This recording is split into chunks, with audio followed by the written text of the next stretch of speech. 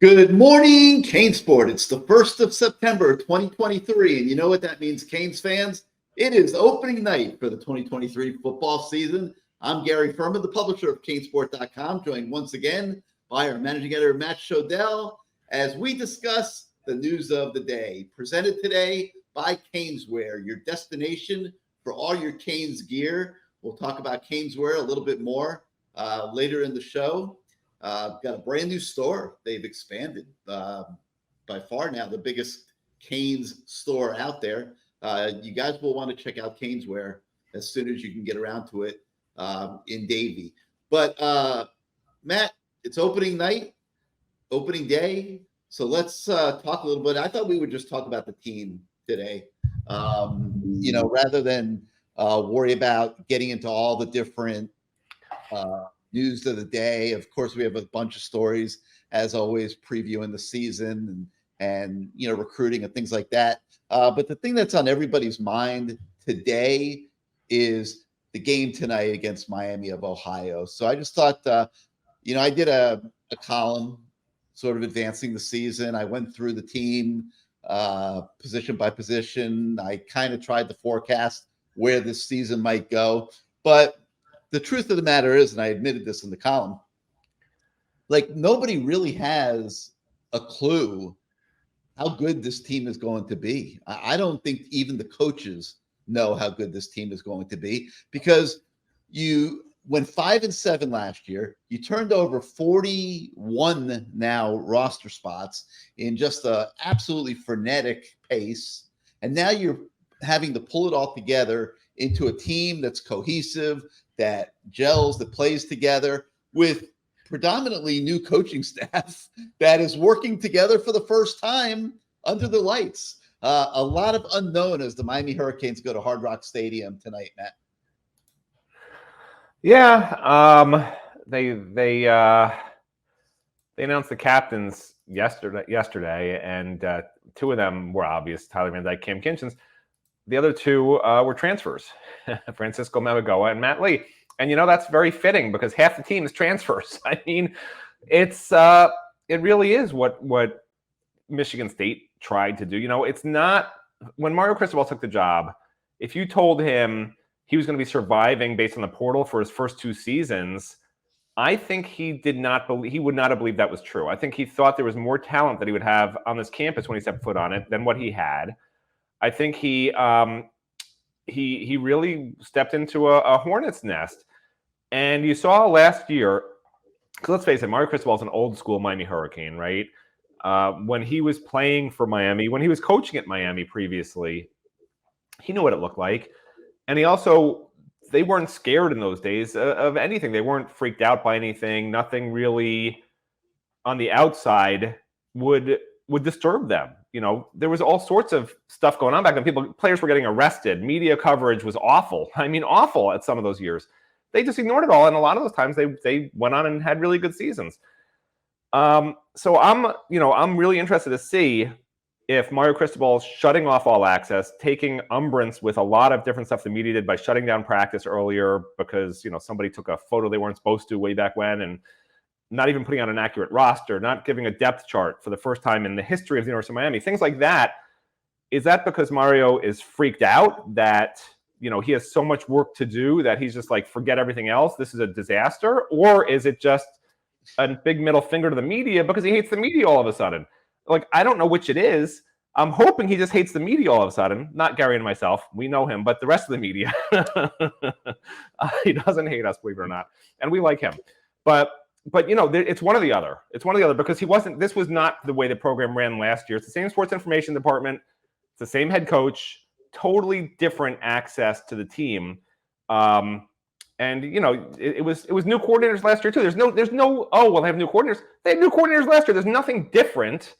So I'm really curious to see if there is something different. Yeah. I'm going to tell you what's different. They went 5-7 last year. And there's a lot of pressure coming into this. That's what I'm saying. Right. That's exactly what that's what I'm saying. Are they freaking out? That's different. Yeah. Right. Are they freaking out Or is it just, a middle finger to the media? Because what do they need to bother with us anymore? Because they're going to be so great. They don't need media when you're great. When you're great, when you're winning championships, you don't need the media. It's when you're winning 5 games. Then it's like, please, media, get the word out. We need fans. We're having a promotion. Everybody gets free Chick-fil-A sandwiches. Let me tell you something. I actually researched this. We are on pace at CaneSport to write almost 3,000 stories in 2023 about the Miami Hurricanes football team. I feel like I've written 10,000. The people 3,000 sounds very low.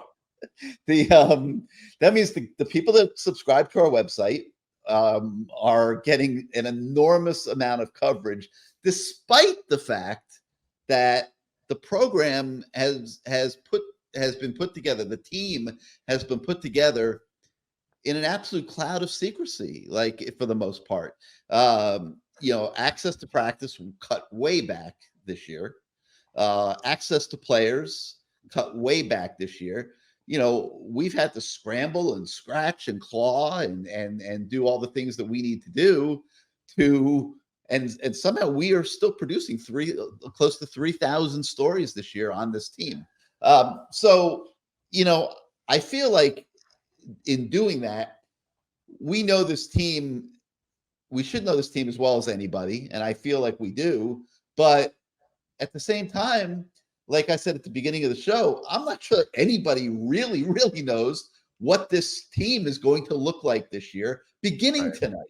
Well, it is interesting because I've talked to 4 different beat writers in the last 24 hours, and these are journalists, not fan sites or whatever. Some of them just say, "Yeah, I'm a fan." Like they don't care. It's fine. I don't begrudge them anything. Like that's great. I got a new term for a lot of those people. Fake media. Well, I don't begrudge them it at all. I mean, it's okay to be a fan and start a site. There's nothing wrong with it. But what I'm saying is, but you don't attack legitimate reporters. Okay. What I'm trying to say, forget the attack. This is not what I'm talking about. What I'm saying is, I talked to 4, journalists, which means they're not taking everything's going to be great view. They're taking a analytical view. Here's what's happened in the past. I've covered the team for 10 plus years, every single one of them except for one of them. Here's what I believe. So, here's what Mario's accomplished. What Mario's accomplished is bringing all the journalists together. Usually the journalists butt heads, they don't share information. We each want our own stuff. We have our own sources. Sometimes they're the same, sometimes they're not. But in this case, Mario's brought us all together because we can't report half the stuff. 90% of the stuff we hear, we can't report. And again, the Tyler Van Dyke thing, we reported it because it was already on our message boards asking Matt and Gary, what's going on with Tyler Van Dyke's hand? It's all over the place. What is wrong with him? So we wrote the story. But in this case, Mario's brought us all together and talking with these other 4 reporters, not in a group chat like what Mario does with the recruits. I talk to them individually. There's not a lot of optimism. They're all very angry, actually. In general at what Miami's become, because 2 of them remember back when we covered the team and it was, it was a conduit from media to the fans. Like here's the depth chart, here's the roster, here's who look great in practice, and it was like fun to cover this team. It has become such a grind to cover this team. Let me tell you a story real quick. I got to tell you this story because this is very pertinent. I got a call yesterday morning from a writer at a prominent South Florida newspaper. And, we know all these guys, obviously, and I work with them even outside of the Hurricane football realm and things like that. So, we have good relationships. He called me, we're talking. This major South Florida media outlet will not cover the Miami Hurricanes this season because they are tired of exactly what you're talking about.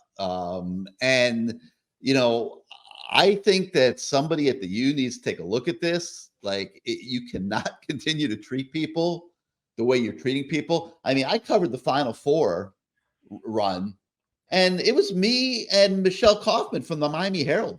This basketball team made the Final Four, and nobody else was covering them. And I'm seeing all the media from all these other schools in droves that were covering the NCAA tournament for the University of Miami. Well, there was no media other than CaneSport and the Miami Herald that covered basketball's run to the Final Four for the most part. So it can become that way in football. There's very limited road travel anymore. We still go to every road game. The Herald still goes to every road game. But, this major media outlet is not going to any road games. They're not even covering home games because they've had it. They've had it with the way the media has been treated. So I hope that somebody at some point realizes what's going on, really hurting themselves a little bit. And what you're saying is very, very, very, pertinent and accurate. Yeah, well, fans don't really care about media complaints. But the reason I was bringing it up, I mean, you're just running off a list of grievances like it's, No, I didn't even list the grievances. I just was speaking in generalities. Yeah. I don't want to, let the cat out of the bag on who called me and get into all that, but I was really struck by it, that I mean, this is an outlet that will not cover Miami Hurricanes football this fall. Yeah, I mean, it just sounded like, Festivus where you air your grievances. But my point was not Festivus. My point was what I want fans to understand is this is reflective of the bigger program. At any corporation, any company, the way that they treat a certain class of people is probably a pretty good indication or indicative of how they're treating everybody. And if Mario wants to win in recruiting, right, he wants positive media. He wants Miami Hurricanes to remain an international name brand. And the truth is, whether they're winning or losing, right, if they're distributing information, if they're allowing interviews with their players, one-on-one interviews with their players, right, these are great players with great stories to tell, I mean, Ray Joseph should have been doing one-on-one interviews all fall. He could be doing interviews and talking while he's catching on a jugs machine. Believe me, he can talk. He can chew gum and walk, or whatever the hell you talk about. I don't know. Walk and chew gum? He can talk and catch balls at the same time. They have not promoted their program whatsoever. They haven't even tried. What's going to be interesting, Matt, is going to be the crowd. The crowd at tonight's game. I'm very curious to see what the crowd looks like.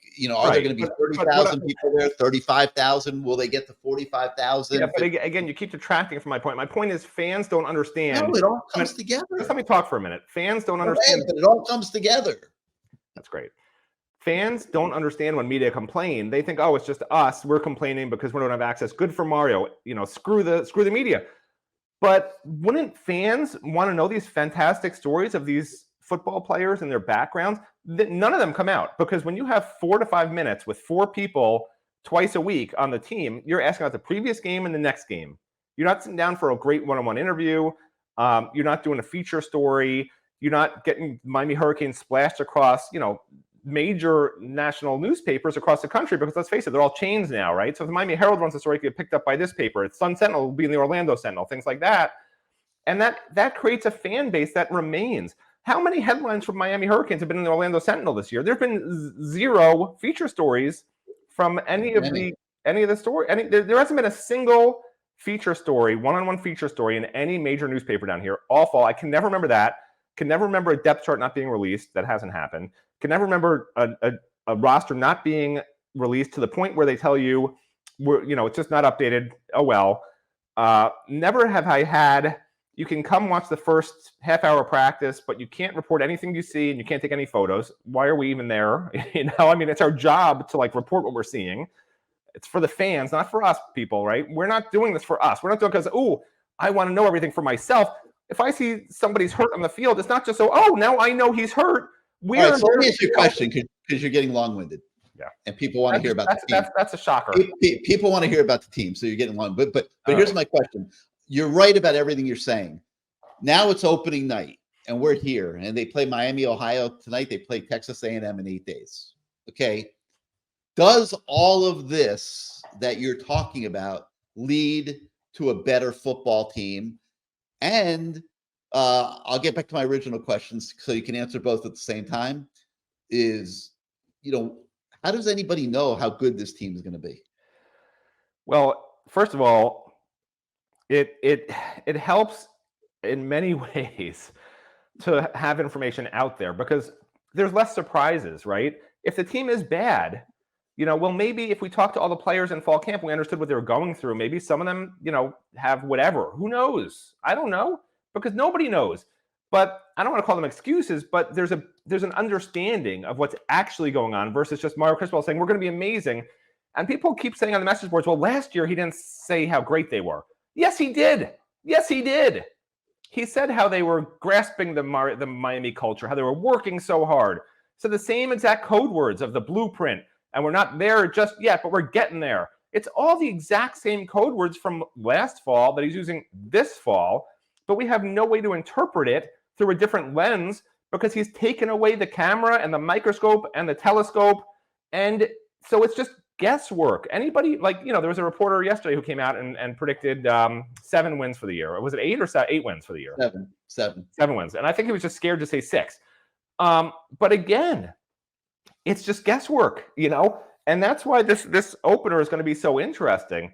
I think that if I was the head coach, if that movie where you transfer bodies, if I was in Mario Cristobal's body right now, and he was in my body would be freaking out because he knows Miami, Ohio is not awful. They're not good. They're not ACC level, but I think Mario knows he has a lot of problems on this team. Like, I'm still not sure the defensive players really grasp the defense.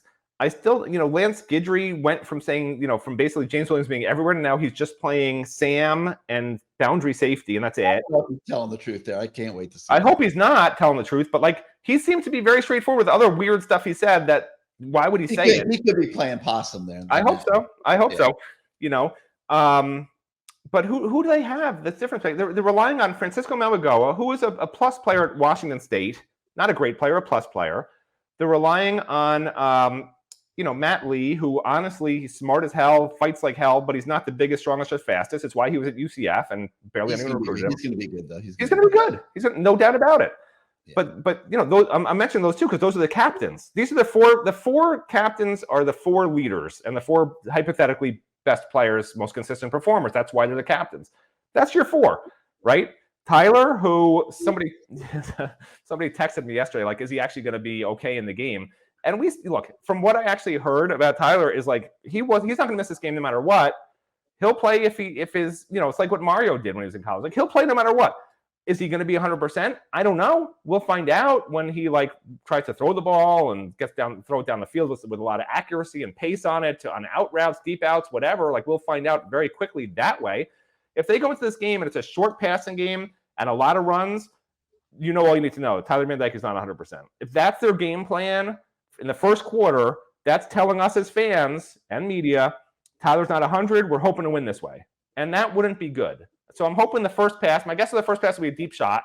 And then we'll do the dink and dunk stuff the rest of the quarter. Just say, oh, look, he can throw it, and then dink and dunk, But I'm hoping that's not true. Knowing Mario, that's what he'd probably prefer to do. Run it down their throats. Physical. Don't be conservative until we know what's going on. That's Mario. Now, if he lets the coordinators be coordinators, I think Shannon Dawson will go nuts if Tyler's 100%. And I think Lance Guidry will throw all sorts of crazy stuff fans have never seen before with, all-out blitzes and stacking the box and, everything that really an aggressive defense does. So we'll see how much of a hand Mario has in that too. Like, again, we're going to see a lot of stuff that we don't know what we're going to see, if that makes sense. We're going to see a lot we don't know. Does that make any sense? Well, I've been doing obviously a lot of analysis this week and a lot of writing of analysis of the team and talking about it. And I realized I feel a hell of a lot better about the offense than I do the defense. And I really didn't feel terrible about the defense until I started thinking about, actually, I was doing the Lamar Thomas show on Wednesday night. And Lamar made a great point. Like Tyreek Stevenson and DJ Ivey just made NFL rosters. Okay. Those were the 2 cornerbacks last year. Miami supposedly is coming back into the season with the best safety tandem in the country, with a safety that is supposed to be an All-American. Yet the Miami secondary was one of the 5 worst secondaries in the country last year. The Miami pass defense was horrific in 2022. So, what Lamar was asking me is something's wrong. Like, how can you have these 2 corners that walk out off the team and go make their NFL rosters, and you have supposedly these great safeties, but you had a horrible pass defense, and that made me nervous as hell because now I'm thinking, oh my God, you know what? That is a great frickin' point. And then I started thinking deeper. We got one linebacker that we know that can be counted on, and Francisco Mayagoa. There's the hope that he could be an all ACC level type linebacker. We have to see it. Like Matt said, he's coming from Washington State. We know Leonard Taylor can make great plays, but can he make them more than every now and then? I mean, that's the facts. I mean, Leonard Taylor has been an every now and then player, but he's so damn good that Mel Kiper puts out his NFL predictions this week and says he's going to be the number 13 pick in the first round of the NFL draft next spring. Okay, that's how good Leonard Taylor is, or is capable of being. But to me, I want to see it more often this year. I want to see it almost every play that he's on the field. I want to see that level of effort. I want to see a guy giving first round effort when he's out there. If you're tired, let them bring somebody else in, but you can't be tired because you are now a third year player that this defense is being built around, and you have to be better than that. Same thing with Cam Kinchins. Great, call him an All-American, but the onus is on him to play like a damn All-American. These guys have got to put a higher standard on themselves this season. It is time that the coaches are hard on them. I'll take the lead in terms of media being hard on them. I am not sugarcoating anymore. I want to see the University of Miami. I want to see the University of Miami football team beat somebody this season. Okay. They've worked hard. Mario makes them work tirelessly year round. You've changed up your coaches. You're going to blame the coaches again. You've brought in 40 new players. You've got reinforcements across the board. Is everything hunky-dory yet? No. Are you going to compete for a national title? No. But you can beat somebody this year. You can compete. You cannot quit. And let's face it, when you're getting blown out by Duke, when you're getting blown out by Middle Tennessee, you quit. Okay, I'll be blunt. You quit last year. Okay, I don't want to see any quit this year. I want to see guys that withstand the adversity that you naturally have in the game of football. I want to see a team that scraps and claws from the second they walk on the field to the second they walk off the field with the pride of being Miami Hurricanes and getting this program straightened out. It has been 20 years, okay? This is year 2 of Mario. He is on a sprint to try to get this program straightened out. It's on the players this year, Matt. I'm not going to sit here and rant and rave on and on. It's on the players this year to step up and be counted, to play to the maximum of their abilities and be a better football team. I'm sorry, were you talking? You were on mute the whole time. I agree with you. I think the offense will be better than the defense, no doubt about it to me. I think defense will, like I've said, will be average with the off chance that they could be amazing or awful. I talked about it the other day, but in general, I think they'll be average. In the ACC, not great. But here's the bottom line as you look to the season, okay? Just put on your non-fan hat out there for a minute, okay? It's the second year for Mario Cristobal in the program. He took over a program that was struggling, that didn't have a lot of talent returning, okay? On face value, is it fair to expect 9 or 10 wins? No. I don't know. I know Mario talks. Fair? What's fair? Oh, I was about to say what that. Number's fair? Go ahead. What number's fair? I was going to say that, but I was in the middle of my whole soliloquy here. You ask the question: is it fair to expect 9 or 10? I don't know the answer, but what is fair? To me, 8-4 is a good season. To me, 100%. That's a good season. 8-4, fans should be happy with that, especially if they look better. Huh? Will they be happy at 8-4? They should be, and then especially if you look better towards the end of the season, right? And if you're not getting blown out by 40 points to Clemson, Florida State, and North Carolina, you got it. It's how it looks, because again, it's the second year of Mario. You just got to see progress. We saw where they started last year. That was the starting point, really bad starting point. But it's not all of a sudden going to go from that to this amazing championship team. That's just not how the world works. Especially when they took, all these transfers who 4 or 5 of them were free agents, but the rest were not. And when you have a bunch of really, really good freshmen who are going to play, but really it'll be next year and the year after where they're going to be major, major, major difference makers. So with that in mind, everyone wants instant gratification. That's the era we live in, and it doesn't always work that way. Mario's blueprint isn't, okay, we're going to be amazing in the first year. When they weren't, it's okay, we're going to be amazing in the second year. And when that doesn't happen, okay, we're going to be amazing in the third year. Like I've been saying, the blueprint, Matt Shodell's blueprint, 8 wins this year, 10 wins in 2024, playoffs in 2025. I think that's a fair progression. I think if that doesn't happen and you don't come close to that, then you have to reevaluate everything. But I have no reason to believe that will not still be the trajectory. Everybody says how I'm so negative. It's just called being a realist. They started from nothing. If you were, just a college student like my son, one of my sons the other day, he says, I decided something. He says, I decided that when I'm done with college, I'm not going to rent a house. I'm going to own a house. Like, it just doesn't happen like that. You have to build to that point, right? You save money while you're renting, and then you buy the house. Mario right now is renting. He's renting. He probably needs another year or two of rent to be paid in order to buy the house, okay? And that's just the way it is sometimes, and that's okay. That's the way it should be, because this magic bullet everyone wants to suddenly have, you hear Mario talk, and he's great at talking. He's great. He's like Cicero. You probably don't know who Cicero is. Cicero was the greatest Roman orator. And he also was, I believe this is true, I think he was the only person of his generation back then.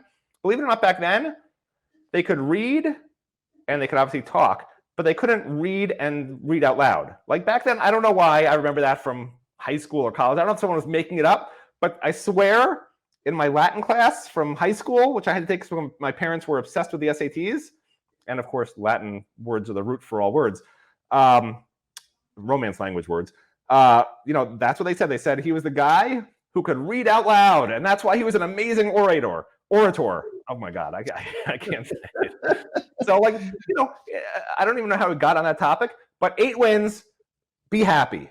That's it. Well, that's my message. We'll see how that works out. That's the orator's message.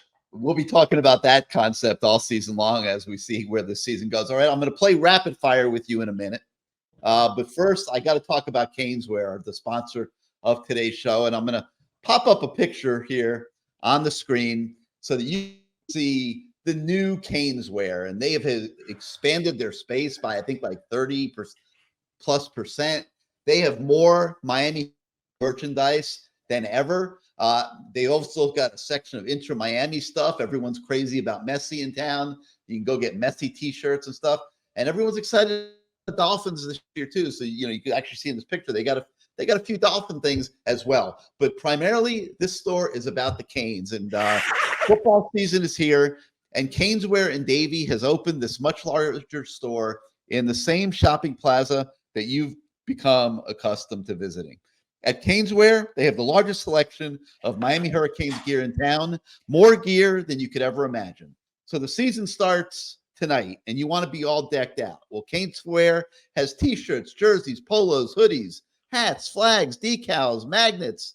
They have all sizes for men, women, kids, babies. They even have gear for your pets, so your dogs can run around in Kane. How about that? If you're planning your first tailgate tonight, you could stop at Keynesware on your way to the stadium. They have tents and tables and chairs for your tailgating needs. With the new season starting, this is a great time to go hit Keynesware. Get yourself stocked up for the entire season. Keynesware is more than a store. It's an experience. And in that new expanded location, they've got the largest selection, like I said, of Hurricane stuff in town. So go to the game tonight, all decked out in some new Canes gear. Go buy Keynesware and get yourself ready for game day. They're at 2655 South University Drive in Davie. I'd say about 15 minutes or so up University Drive from Hard Rock Stadium. That's 2655 South University Drive in Davie. They're right next door to La Spada Sub Shop, the most amazing sub shop. If you've never been there, they make the biggest, thickest subs you'll ever eat in your life. So in one stop, you can go to Keynesware, get yourself some new Canes gear, and you can stop and get yourself a sub. And like I said, kill 2 birds with 1 stone. And Keynesware is always open at Keynesware.com. So visit the store at 2655 South University Drive in Davie, or go to Keynesware.com for all your needs. Keynesware is your destination for all your Miami Hurricanes merchandise needs this season. All right, Matt. You should just record that and move your mouth. It would save a lot of time in the future, I know, While you but just no, play it. I'm just trying to. I really am very impressed with the new store. They've put a lot of effort into it. It's got a lot more stuff. It's bigger, and I think the Canes fans should go check it out. So I'm like just trying to show a little passion for Keynesware. No, very, All very right. well done. Well done. Thank you. All right. So I'm going to play rapid fire with you because you have a tendency to get long-winded. Okay. And we're already 30 minutes into the show. People got to go to work. I'm not looking for a 5-minute speech on every position. Okay. I'm going to say the position, and inside of 1 minute, I want Matt Shodell's take on that position group going into the season. Why don't I just give you a grade?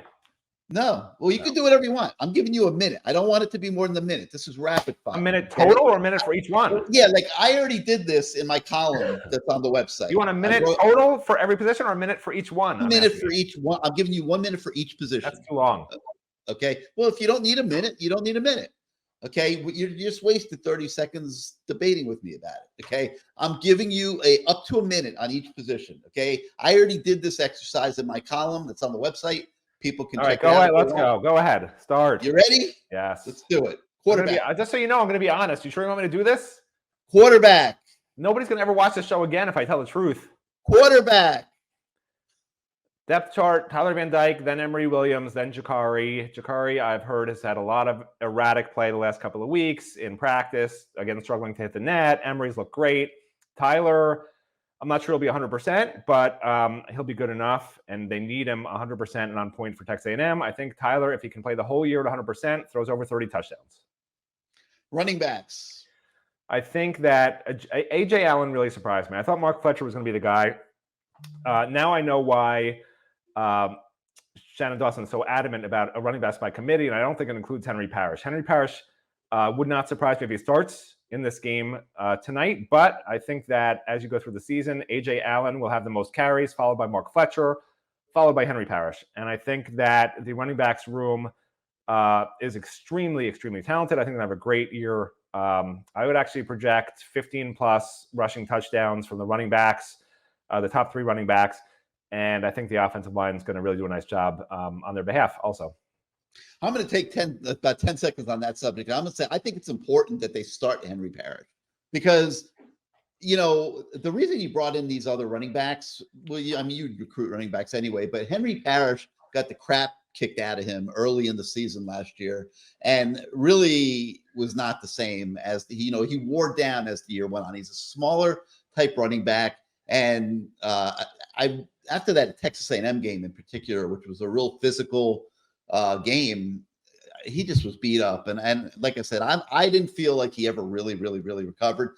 This year, they're going to be able to use him strategically. He's a very good running back. He's not going to have to be a workhorse. They got Mark Fletcher for that.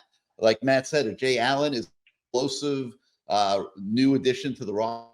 Great. But I think it's important so that he doesn't go in the tank and feel like he's not as significant as he thought he would be when he came to Miami in the transfer portal. I think it's important this year that they do start Henry Parrish, and that's what I expect tonight. All right, wide receivers. Still think Ray Joseph can lead this team in receiving yards. I think Jacoby George is sort of the secret weapon here, along with Tyler Harrell. I mean, Colby Young will be fine. Xavier Estrepo, I think, will have a lot of his catches taken away by Ray. Other than the fact that Tyler loves Xavier, and Xavier's going to, it's like those pickup games. Xavier's going to be in that huddle telling Tyler, I'm open, throw me the ball, and they're best friends and roommates. That's the only reason why Xavier might get a ton of throws his way. I just hope Tyler does what he's supposed to do and not listen in the huddle like you're with your friends, which I know he will, obviously. But yeah, it's a good room. It's not a great room in my opinion. If there's one guy who's the best, most talented player all around, I think it's Ray Joseph as a true freshman. But obviously he's a true freshman, which is why I just don't think there's going to be anybody with 1,000 yards on this team. I think the leading receiver will have 600 yards, and I think there'll be 4 to 5 guys with 300 or more yards in this receiving room this year. There's going to be a heavy rotation. I don't think Shannon Dawson was making it up. And I just see the ball getting spread around a lot. Yeah, I agree with you, but I think Colby Young is going to be a toy that Shannon Dawson is not going to be able to resist. Great target in the red zone, a guy that's capable of going down the field and fighting one-on-one with cornerbacks for footballs. I think he'll have a big season as well. Tight ends, Matt. I mean, there is no tight end position in this offense anymore, in my opinion. The tight ends were hurt all fall. They never got acclimated. They never got really any serious, from what I could tell, 11-11 work. Literally, for almost all of fall practice, there was maybe 1 or 2 tight ends available, and Jaleel Skinner was one of them, and he can't block. I mean, flat out, he can't block. So, if Cam McCormick missed some time, he'll be like an offensive lineman attached to the line. I don't think there will be a passing game to the tight end this year other than in the red zone. I really don't. I think Shannon Dawson thinks his receivers are good enough where he'll be running a lot of 4-receiver looks a lot. I think there'll be Ray Joseph and Xavier Restrepo will be in the game together tonight. I honestly believe that. 4-receiver sets. And, I don't think Jaleel Skinner's going to have a big year. I think Cam McCormick's going to be a blocker, and I think Elijah Arroyo is still not 100%. So, if Elijah was 100% all fall, I'd be saying things differently. But from what I've seen and heard, I'm just not sure that he's really all there and ready to go, 100%, playing 80% of the reps or anything like that. Offensive line. Much, much improved. But again, the caveat is last year I thought the offensive line was going to be good, and they were awful. So this year I think they're going to be excellent. I think they'll be excellent. So I guess that means they'll be good, right? You have to keep it all in perspective. Francis Mauigoa, they can say all they want about how he's a monster. He's the most amazing freshman ever. He plays like a senior, whatever. Like, I saw him in practice before we got shut out, getting beat by smaller, quicker guys.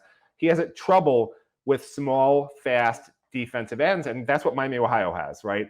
So I'll be really interested to see tonight in particular if he struggles. And I think he's much better with the bigger, physical, slower defensive ends. These little, fast, twitchy guys, he's going to have a problem with. And I hope they have a running back ready to help chip in for Francis on the outside, because that could be a real problem. The interior of this line is a strength, especially the left side. Matt Lee, Javion, and Jalen Rivers. I think they're going to run the ball to that side 60% plus of the entire season. That's what I believe. I think they think that's their solid spot to run the ball. Defensive line. So I love Nigel Kelly, love Ruben Bain, love Akeem Messidor. So, you got 3 really ends who I think are among the top 10 in the ACC, just talent-wise. I really do believe that. And the problem's the interior and the run stopping, right? You saw all fall and even in the spring, well, I heard, I didn't see all fall, heard in the fall, and we saw it in the spring, that there's just problems. These are defensive linemen who've been trained in this defense to go one-on-one and beat your man to the offensive backfield. The problem is if you beat your man to the offensive backfield and there's nobody there, it's because the running back's already passed you to the second level. So that's a concern. This is a defense that is, Ruben Bain wants sacks, right? Nigel Kelly wants sacks. These guys all are so set in their mind of getting sack, get to the quarterback, get there quick because our cornerbacks are on an island, that delayed draws are going to be a real problem against this style of defense in a higher level of competition where they really understand how to take advantage. That's my concern on the defensive line. Defensive tackle has one standout player. Beyond that, I'm not sold on Branson Dean like everybody else is. I think he'll be okay. He's a better pass rusher than he is a run stopper. Like, just look at his Pro Football Focus grades. So you got Leonard Taylor and Branson Dean, who both are guys who get after the quarterback, don't stop the run. You got Ruben Bain, who can also play inside. You got Akeem Messidor, who can also play inside, and Nigel Kelly. Those are guys who get sacks. So, where's the run stopping? It's at the linebacker level, and that's why if they stack the box and do it and hit the gaps the right way, it'll be fine. If they don't, they're going to be in trouble. Yeah, there's going to be times where the defense struggles, I think. I mean, it's going to be unavoidable. There's going to be some high-scoring games. I think the offense will be able to score a lot of points, but I think the defense, in certain matchups, is going to have a hard time. So, we'll see what happens. All right, linebacker, Matt. Linebacker, regardless of what I said about Francisco Mauigoa being a captain and, is he that great? He wasn't great at Washington State. That's the truth. He was good. He was plus. He was plus. He was good. But he didn't have a lot around him either, which could contribute to that. Yeah, but okay. So what I was trying to say, and I've said it before, he looks great. He's looked great when we've seen him. Everything I've heard is he's going to be really, really, really good. Is he an NFL level linebacker? I don't think so, but he's very, very good for the ACC. He's very, very good at Miami. He's probably the best middle linebacker at Miami since Jack Quarterman. So that position I'm not worried about. What I'm worried about is outside linebacker. Wesley Bissainthe has not stepped up. KJ Cloyd is a career backup who now appears to be right there with Wesley Bissainthe. Corey Flagg, they're so desperate that Corey Flagg might actually start at outside linebacker, okay? I mean, he's not even an outside linebacker, but he can play there because he's an older guy and he knows what he's doing. So we're back to this, well, nobody's that great, so play the guy who knows the most. Even if he's not the fastest out of that bunch, whatever. Not for me. Linebacker's going to be a problem. Okay, and defensive back. Safeties, obviously best in the country. I think Markeith Williams is going to Are they the best in the country? Safeties? Yeah. Yeah. Are they really the best in the country? Despite what I pointed out earlier. James Williams with a good year will be a first-round NFL draft pick. Cam Kinchins will be a first-round NFL draft pick with another good year. Yeah, so yeah. But okay, but I think they are. But Lamar made me really think about this, and he made great, like I said, great points. Yeah, well, remember the offense had the defense on the field a lot last year. The defensive pass efficiency was not good, but the amount of actual pass yards given up was just middle of the pack, a little below middle of the pack. They weren't bottom 5 in pass yards allowed. But anyway, and even though they were on the field forever last year because the offense was awful. But here's what I was trying to say. So because the linebacker situation is so poor. If you put James Williams in the box as a third linebacker, they're calling whatever they call them, a strong side, whatever they want to call him. I think Markeith Williams is a guy who's actually going to play a lot more than people think. Do not be surprised to see Markeith play maybe half the reps in some games where they're facing, teams that, where James Williams has to be in the box to help out against a tight end or help out against the run or whatever it may be.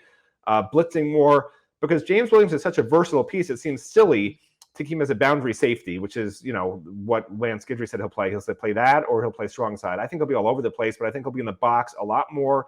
I think they're hiding Markeith. They like Markeith, and I think Markeith can be a difference maker. Now, the problem, obviously, we all know, I don't talk about cornerbacks, so we've talked about it enough, but, Devontae Brown's good on deep routes, not good on anything else. Damari is a true freshman who's probably the most skilled of the corners, but he's a true freshman. It's hard to rely on that. Corey Couch seemed like he was losing his nickel job to Jaden Davis, but then Jaden Davis took a step back. Now Corey may start again. There's no depth chart. So, nobody stood out. There's been nobody that stood out. Nobody stood out in the spring, which is why they bought in, 2 or 3 more transfers after spring ball at cornerback. Cornerback's a major problem. And in this defense, if you don't have great cornerbacks, you can have some major problems against the really good passing teams. Yeah, I mean, they're trying to get better at corner. They brought in a lot of guys. So, we'll see how they do. Yeah. I mean, I could bring in 10 pizzas from Pizza Hut. It doesn't mean it's New York style pizza. Yeah, no, I hear you. No, I mean, you're right about that. All right, how about the special teams? Special teams. I think the return. Actually, it's interesting to say that. So they won't. It's funny. Xavier Restrepo was asked, "Hey, Xavier, are you going to be returning punts again this year?" And Xavier got this horrified look. You can see it in the Zoom, and he's like, "I can't talk about that. Horrors, like, oh my, divulging secrets. I returned punts last year. How dare you ask me if I'm going to do it again?" I mean, this is what we're dealing with, this paranoia among players and coaches now, which just is mind-boggling. Like, just go and play the game. Don't worry about all this other stuff. I mean, they're so fixated on all the I don't think anyone's changing their game plans. It's ridiculous. But anyway, Xavier returning. I'm actually hoping Xavier doesn't return kicks because they have so many more explosive guys now that can do things like this. Even a Robert Stafford, I would love to see in these roles, So I'm hoping they have some of it under wraps. I mean, Tyler Harrell's 4.24. He's a wide receiver. You got to think he can catch some punts and kicks, right? So I'm hoping that they tend to err on the side of who has the best hands versus who's the guy who's going to score touchdowns. Like let's face it. I mean, Devin Hester, he would go the wrong way a lot of times, away from his coverage, and he'd score touchdowns. Like they weren't saying, oh, we can't play Devin because he doesn't really follow what he's supposed to do. He's not following the wall, He would go follow the wall and just bounce out where there's nobody, and just outrun everybody away from the wall. They have a guy that can do that now. His name's Tyler Harrell, okay? So, give him a chance. He's the fastest guy in your team. Christopher Johnson, track speed. He can catch the ball. He's a catching running back. Give him a chance. He's not going to be doing much in the run game. Maybe you want to redshirt him. I don't know if a redshirt even is necessary in today's day and age anymore. But, there's guys who have the speed where you can actually just make a cut and be gone. Be gone. And we haven't seen that in so long because they just seem to use these sort of hesitant guys who just want to make sure they catch it, follow the wall, go down on first contact so you don't fumble or do something dumb. And I get it, but that's not for me. That's not the Miami Hurricanes. That's not what I want this program to be known for. I want this program to be known as for risk taking and for being aggressive and for just flat out beating people again. You know, just beat people. Just beat people. Don't be scared. Don't be, oh, you know, we're going to take a knee with 40 seconds before halftime because we have a 1-point lead. Like, crush people. Crush them. Crush them like you crush the media, like you crushed the media's hopes when the media thought they were going to get an actual roster this year. Crush them like that. All right. So Vegas, which and the kicker and punter will be fine. The kicker and punter combined will be top 3, 4 in the ACC, in my opinion. Dylan Joyce has got a stellar leg. He's not Lou Headley, but he's close. Yeah, they should be fine in the kicking game. All right. So Vegas, which usually is pretty damn good at this stuff, I don't know how they do it, but they've made the bar 7.5 for this Miami team. 7.5 wins. You say 8-4 is a great season. No, I'm changing it to 7.5 and 4.5. That's my new prediction. You're saying that 8-4 is a great season, that people should be happy with 8-4. Good. I didn't say great. Why are you putting words in my mouth? I said you should be happy with 8-4. I don't know if you're happy equates to great in your life. Like, it doesn't equate to great in my life. If I'm happy with something, it's not like, oh my God, that's the greatest. I'm happy. Like, happy is happy. Happy is good. Happy is very good. Ecstatic is great. I didn't say 8-4. I'll be ecstatic.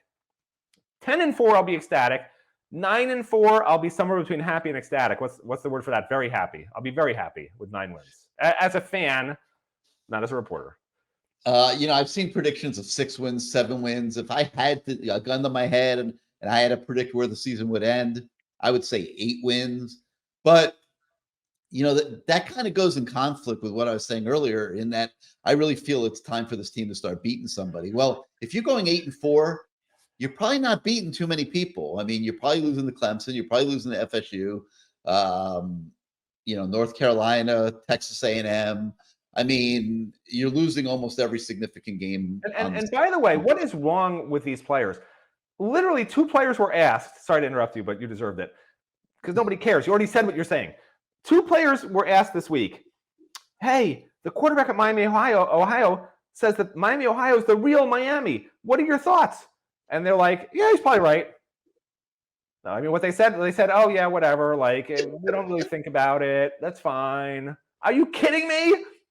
Like, are you kidding me? Just say the truth. Like, they were hiding behind this wall of it's almost a wall of shame. It's not a wall of secrecy. It's a wall of shame. It's like, they're just like scared. Like, I don't understand. The Miami, Ohio is not scared to say we're the real Miami. I mean, which is insane. Which is insane. Like, just say, if you're a player at Miami, someone asks that question, say, I think it's fairly insane for someone in the AAC whose team had a losing record last year, and we've won all these 5 national championships, for them to say that they're the real Miami. I don't understand it. I think he probably should be evaluated by a psychiatrist, a psychologist, and probably committed, and probably should not play in this game because he's delusional, and we would not want his teammates to be suffering from the same delusions of grandeur that this schmuck has. Like, that's what a player should have said.